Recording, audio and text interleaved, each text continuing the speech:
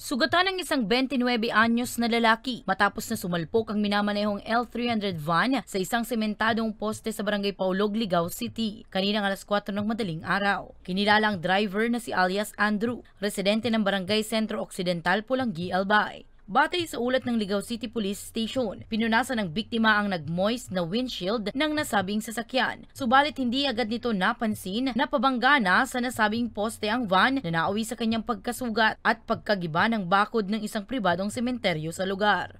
Pag-conduct natin ng interview doon sa driver, ang nangyari pala nito nung mula siya ng Kamsur, papunta siya ng Legazpi City, maulan. At yung sasakyan niya ay sira yung aircon. So nakasarado yung mga bintana at yung windshield ng kanyang sasakyan ay nagmo-moist. Nilinaw din ng Ligao CPS na hindi lasing ang biktima at kompleto naman ang mga dokumento sa pagmamaneho.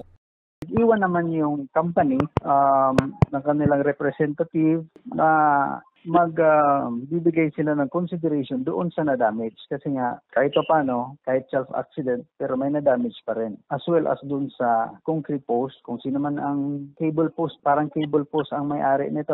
So, nananawagan din kami na pumunta dito and then mag-demand nung consideration kung magkano yung na-damage. And kung gusto nila mag-file ng criminal case, ano po natin, i-entertain po natin yan. Kasi kung mapatunayan na may recklessness sa part ng driver, so pwede siyang managot. Sa ngayon, nagpapagaling pa sa ospital ang biktima.